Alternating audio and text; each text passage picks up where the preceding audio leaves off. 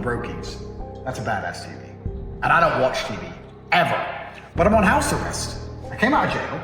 They attempted to destroy me, but I'm still a trillionaire, so I thought, you know what? I might as well use this house arrest to rest and relax, to gather my chi for the Aikido of the future.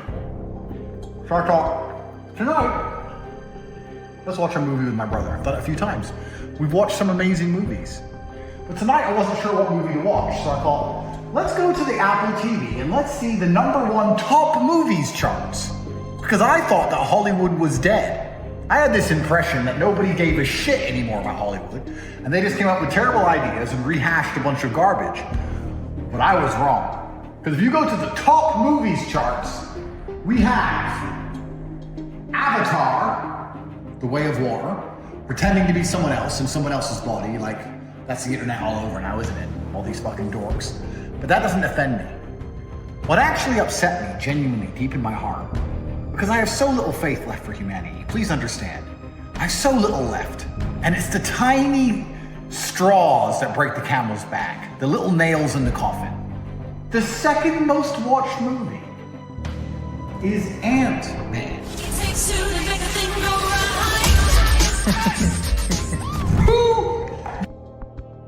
But I am genuinely, maybe it's because I spent too long in jail.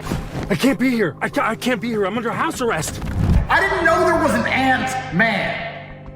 How lazy do you have to be as a superhero creator to sit and look at Spider-Man and go, what's weaker and shitter than a spider? Ant-Man. Hiya, champ. How was school today? And his backup, his #2, is called The Wasp.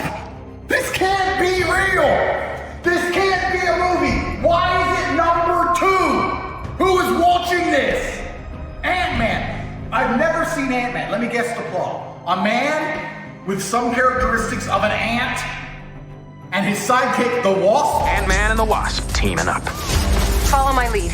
Who can fly, end up in a battle against the Spray, and they win.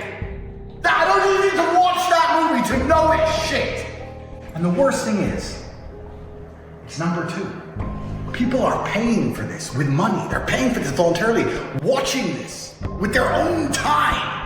And they go, oh, I don't know why I'm still a brokey stuck in the Matrix. I just enjoyed Ant-Man. Ant-Man is fucking, they're attacking your mind. Don't you understand? This is beyond how trash Ant-Man is. This is a larger psyop on your human psyche. In the 1980s, you grew up and you wanted to be Steven Seagal. You wanted to walk into the bar and say, hey, don't talk to that girl. Better leave her alone. Aikido! And destroy all the men in the bar. That's fine. But now these kids are growing up and they want to do what? Ants? They want to be ants? Like your cousin, Luke? That's it? That's everyone's fucking aspiration? Ant-Man? Steven Seagal doesn't play fucking Ant-Man. Where's the action heroes? Who the fuck plays Ant-Man? I am pissed. Who plays Ant-Man? No Any idea. idea? No. Ant-Man actor. Paul Rudd. Who the fuck is that? Describe Paul Rudd to me. I think he's the guy who played Brian Fantana in Anchorman.